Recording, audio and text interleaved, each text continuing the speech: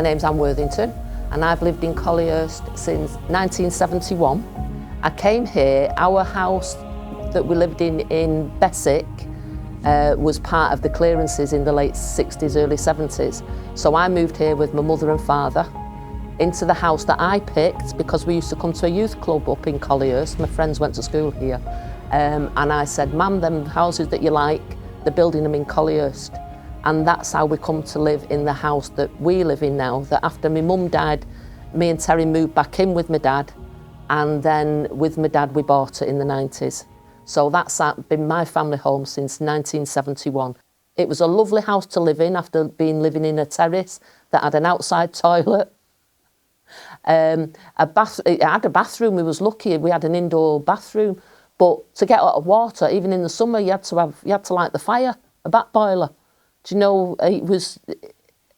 you just can't, although I loved 159 Palmerston Street, but to come to 14 Osborne Street with central heating and a lovely bathroom, a downstairs inside toilet, it was just wonderful. Yeah, loved it and still love it.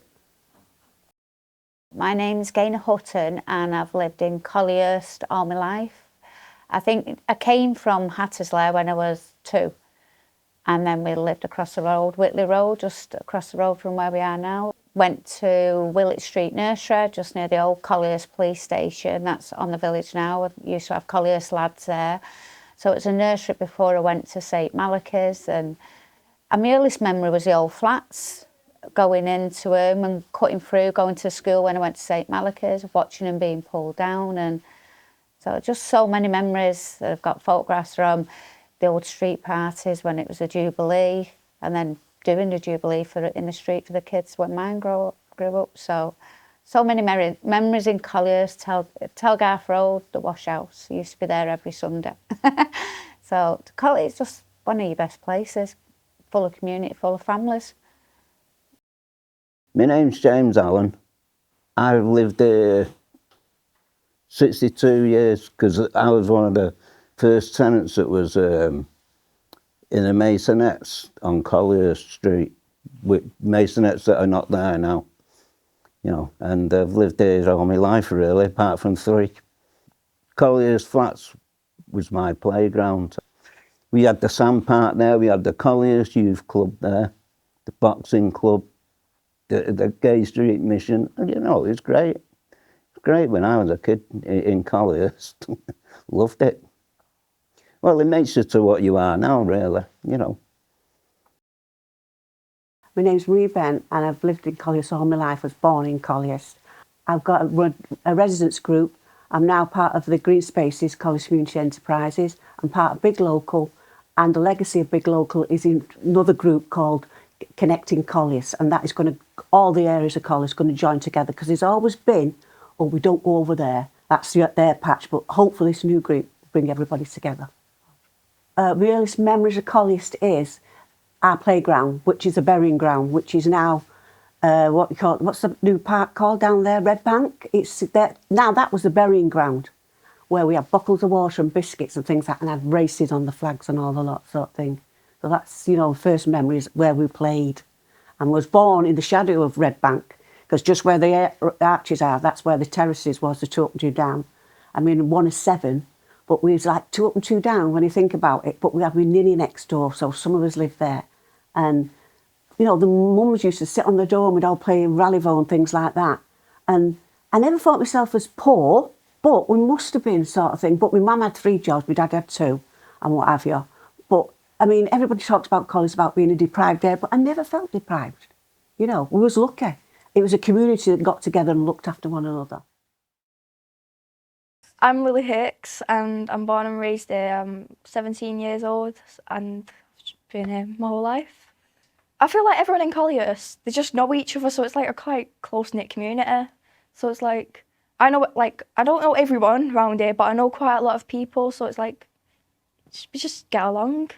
Like, yeah, there's a few like troubles and stuff, but overall, like, everyone gets on with everyone, and there's nothing really like majorly bad to say about round Collyhurst. So, Right at the back of me here is the Osborne House, and this was built in the style of Osborne House that was the holiday home of Queen Victoria and her husband, Prince Albert, the Prince Consort.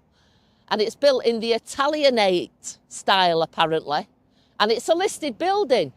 So if we all lose our homes in Collyhurst, this building here that's not used for anything will still be standing. Now, at the back of that was Osborne Street swimming baths. Osborne Street swimming baths is famous. They had a brilliant swimming team. But in 1908, they had Olympic gold medalists training there. The Olympic gold medal winning water polo team, 1908, trained in Osborne Street baths. Some great stories from the ladies who go to the St George's Club about going to the wash house there. But by the time I came to live here, it was Cascade, a lampshade factory. But people have great memories of Osborne Street baths or Cascade, but especially the Osborne House pub. It was a cracking pub in its day. Still standing, but not used. You know, what I like about people in Collyhurst, they're straight talking people. They'd let you know an exit, and you know, they're surrounded, Ancoats, Marsplay, they all, obviously there's bad eggs, but there's bad eggs in every society, you know. But yeah, they're straight talking people, and if there's something on their chest, they let you know about it. So my earliest memories was probably the nursery, because I went to St Patrick's School. So I briefly remember that, but probably about 7, you know, my Holy Communion at St Pat's Church and the school, so probably around about that age. It's a fantastic community, I think. It's brilliant. Like I say, we're all the same. So like I say, you don't actually, I think, have to live in Collyhurst to be a part of the Collyhurst community. That's the way everyone's treated the same, and it's genuinely just decent people. You know, of a council estate that we're all in this, well, everybody, they don't judge anybody, everyone's just the same, no matter what you've got or if you haven't got. The thing I like most about Collyhurst is the community, the way they stick together and support one another. I mean, the things that we've had days where we took the old age pensions out on to Blackpool, all free fish and chips. We've done family days for the kids. They've come together and made baskets and take them home. And then at the end, some of the kids would take round the baskets to the old people who couldn't make the event. So it's always been about sticking together and supporting one another. So in Collyhurst, my first memories are of going in the pub, the local pub, the Queen's, which is now a church, Hallelujah. I met Terry there, 20 to 12, New Year's Eve, 1971. We'd been in our house about 5 months, and I met Terry there with his friends, and I was with my friends, and me and Terry was married 10 months later. And so I left as a bride from 14 Osborne Street, and then went back after my mum died in 1976 with Terry and my 2 sons, Simon and Andrew. As some people refer to me sometimes, you was that street kid, or I was sort of known in the area, like you say, from my upbringing, and you might not have never had it easy. You've seen different things, there's different hardships, but it's that fighting spirit. It was never an easy childhood. There was a lot of hardship and certain things that I'd gone through, but it's that fight in my belly, and I think it's that Collyhurst spirit and that community that I had round me, because what went on at home, other people picked the pieces up for me. I was always the way people looked after and spoke out then is you stayed at their house, they took you in. So I was sort of known as that street kid because I was forever here, there, or staying at someone's house or being looked after by everybody else, which it's kept with me all my life, that community and that love that they show you in their little way. They had nothing, but they'd give you the last penny of you. So it was always that they'd give, they'd never took. And that's what I think has installed in me as growing up as a kid, going to a mainstream school, because it was always sort of, oh, you're different, you need, but no, they fought for me at the local school, no, you're going mainstream. There was fights and different paths we had to go down, or I had to go down, but no, I've got here now, and I'm still 3 children, 7 grandchildren on, and married, 32 years this year, so never label anybody neither. Just because you're off in a state, don't think you're nothing or you don't work, because that's one thing I've always installed in my kids as well. you wake up, you get up, you go to work, you get out there. And it's that Collyhurst kid in me, and I'm proud of it. So now we're at Bothwell Road, Collyhurst, and this is St George's Community Centre.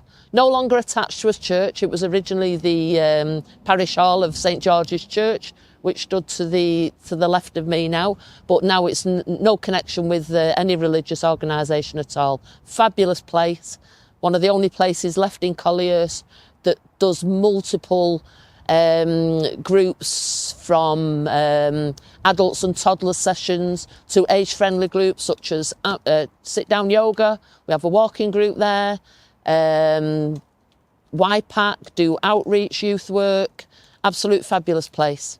And also, it's available for parties. Just ring the manager, she'll let you know. Where I live, it's really calm. So like, you don't hear like people, like sometimes you get a bit of shouting and screaming, but it's not often, so it's pretty quiet around there, and it's just calm. I like how calm it is. So I don't like the city. I don't like going into town and having people pushing past you, like where you're walking down Market Street and you're getting bashed from side to side. And it's like, if I'm walking through around here, there's quite a lot of like nature. I'm a very nature person, so you've got like sand hills you can just walk about, and then you've got like, I don't know what it's called, but there's like forests and stuff around like Collyhurst Park. I just like walking through it, just listening to music. So it's just, I feel like it's really good for my mental health because I'm really close to like nature. So I can just walk about, feel the air, be myself. This is the Collyhurst walking group. We've been walking now for the past over 6 years, and we go all over Collyhurst. And this is one of our favourite walks. It's the Valley and Sandhills, and it's for residents in Collyhurst and other areas like Miles Patton and Ancoats. Was this here last time we walked this way? So we'll just go down over towards Collyhurst Road. Yeah. So the arch that we go up would have been Fitzgeorge Street. So this arch is the arch where your street was. Keats Street. And you came there when you was what? Only a baby. And it's a railway. Yeah, my dad Worked on the railway. Well. The railway. Yeah. We've come down today to Sandhills with the children, our Collyhurst Rocks Choir, to sing one of the songs that they have written about the history of the place. And it's about the event that happened here in 1953, where 2 trains collided and there was a big crash. And we actually include it within our local history curriculum at school, because we just feel it's really important that the children learn about local events and how it's impacted people. So following on from that, the children then wrote lyrics about the event, they researched it, they found out about the people that were involved and put all those words to music.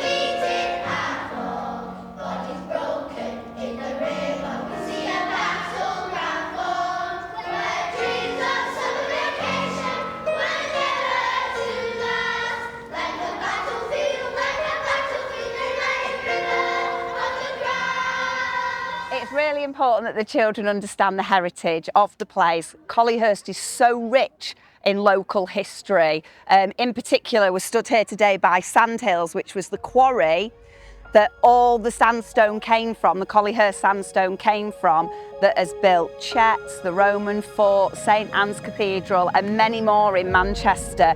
So for the children, they learned that Collyhurst is where it all started, that the foundations of Manchester were built on the rock of Collyhurst. They have been demolished. There was perfectly good homes. Yeah. And there was assorted homes as well, flats. Yeah. Going out the gates, You know, Different types. Cleaned it up a bit, haven't they? Yeah. It looks really good. It's beautiful. Yeah, look much nicer. And it's great to get out off the main roads into the open spaces. It's really important.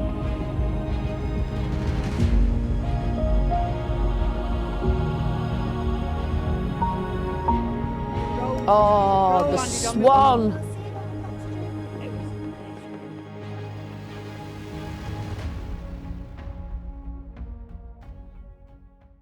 So where we are now on Livesey Street in Collyhurst, is the site of the first Roman Catholic church in Manchester. This is the second church on the site. The previous one was from, I believe, 1832. And then this building was from about 1936, 1937. And lots of famous people came here, especially footballers. In the early 1800s, when the first priest was here, he was very involved in the Irish community that was in Angel Meadow. And there was a death of a child. And at that time, it was at the time when medical research, you know, they couldn't get bodies and such. And apparently this child that died, its head was removed by the undertakers. But the family got to find out and it caused a riot. It is worth finding out about, look up the story of the riot from the death of a child. And the priest from here made sure that the head was reattached to the child's body. It was just a gory time, but the priests from here, you know, it was needed because the Irish population, there was from both sides of the religious divide, but there was a massive influx of Irish workers brought in, and they lived in the dreadful conditions at Angel Meadow. And the priests here, and his equivalent, I suppose, the rector of St George's Church, which was further down here at St George's Fields, they worked together to help as much as they could with them poor people that lived in Angel Meadow, which was part of Collyhurst. If I had the money and the power, what first thing I'll do is stop the mass demolition. All right, bring some what you call development because it's needed, right? But I think at the moment what the council seems to be doing is neglecting the area. You know, what you call it's managed decline. They're not doing the repairs. Everywhere seems to be scruffy. They're not picking up the things and things like that. So I'd make sure that they took some responsibility, bring the houses up to date and things like that, and improve the area, but still bring some, you know, what you call new people in the area, refresh it. Great, but please make us part of it. Well, one thing, I'd have a youth set up, a proper youth set up, you know, for something for the kids to do, instead of playing on the, you know, the iPads and whatever. And that's mainly the thing, because, you know, if you get it into the kids, you know, like at a young age, and then they become a community, if you know what I mean. You know, I mean, a community of good people, if you know what I mean. Build them a proper club. I mean, with the facilities to do boxing, all sports. Well, you got the land here to do all that. You can even put a football pitches and everything round here. Well, that's what I'd do anyway. Yeah, mainly for the kids. You know, to have sports facilities, a club, somewhere to belong to. You know, where they have years, going camping in North Wales and like I did when I was a kid, go to Isle of Man and whatever. You know, that was my youth. You know, but they haven't got that today. All they've got is a stupid pad and a load of trash that they read. You know, influences that, you know, influencers. Come on, give me a break. I'd put more stuff like places to go to, like parks and stuff, so like kids can actually get out of the house, because nowadays everyone's just stuck to the phones and like iPads, like especially young children as well. But when I was a child, I had to go to the park. So it's like, I reckon if there was more opportunities for where children can go to, they'd want to come out more and like actually be out in the nature. And I like the nature, so. If I had the power in Collyhurst, I would, the houses that are built now, put investment into them, because you've got a lot of big family homes, 4 bedrooms, 6 bedrooms, well-built homes. They're not, Collyhurst Village, I'd say, is about, oh gosh, you're 45 years max. It's not that old, and not that old buildings. I'd invest in what's already here. I'd build, like you say, your shortages. No, there's only one local doctor's surgery. That's all we've got. There's no community centre. That'd be a big investment. Centres in the day, daytime centres, be it for your elderly, be it for your disabled, be it for your young adults with learning disabilities, somewhere to go and access. You could use it. We've only got this small space and it's not open to its maximum potential. Shops. There's no shops in this area at all. You've got to either go to Asda, you've got to travel. So there's so much. And then even like with the parks, you'd invest more in them.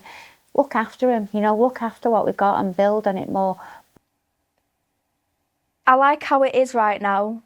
I like how everyone's close. It's like family almost. Because, like I said before, everyone just knows everyone in a way. Like, even if it's not direct, like they've either heard of them or they like know a person that like knows other people. We all just have mutual people, and like in the future, I'd like to keep that. So I want to keep this sense of family and community within the community, and I just think it'd be nice. I actually can't wait to see what the future holds for like Collyhurst, because I know I'll still be here to see it and witness how it will grow as a community and how it will change. It's kind of scary in a way to see it change from what I've known from being younger to a completely different place. So like, I feel like when I go to uni, it'll just change completely. So when I come back, it's like, what's going on here? I just feel like it's going to be different, and I kind of don't want it to be different, but it also needs to be different. There needs to be something to improve of.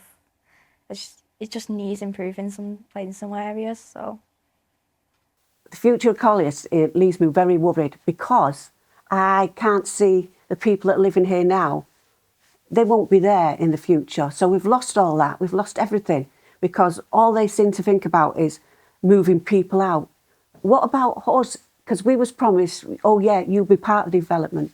That's not coming to fruition. All they talk about is demolition and things like that, you know. And I'm very worried that we're going to lose a lot of community and things like that, because you don't seem to find it in other places. People shut the door and things like that.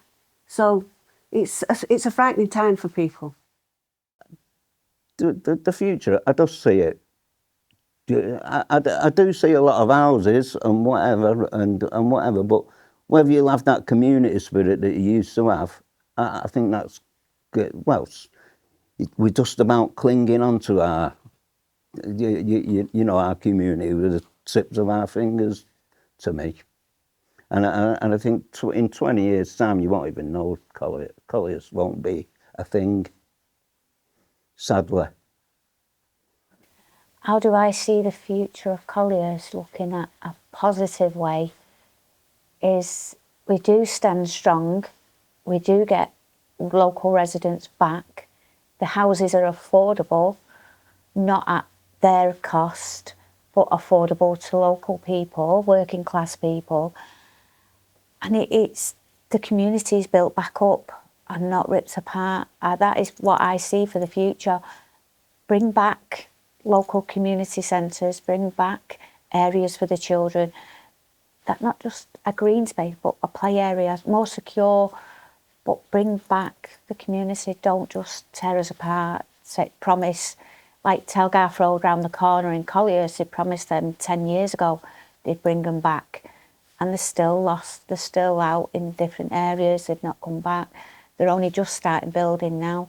So it's that people's lives that you just want them to come back and reap the benefits, you know, enjoy a better future in Collyhurst. Because that's when we went to the meeting, we were seeing that bright future. Collyhurst is finally getting that development and, you know, that facelift and the things put in place, but not to be shipped out or not to be part of the exciting times. But it's to be part of it and not to be shoved aside just because where you're from or you're working class or you can't afford.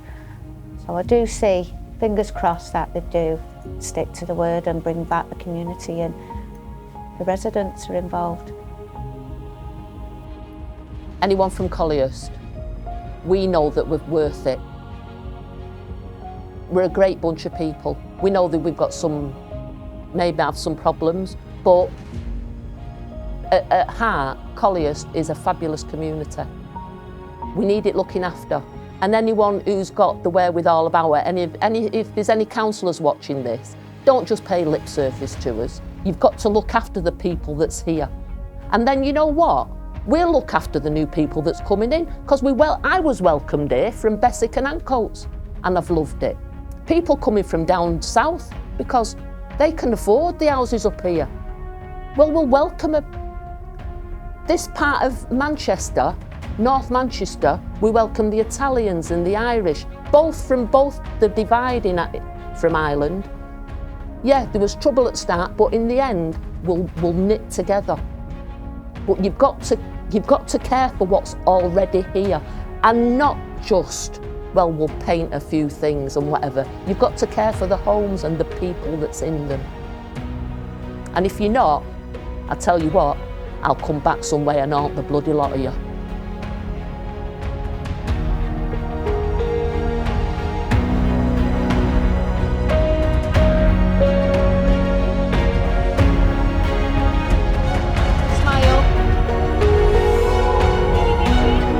Collyhurst forever! Yay!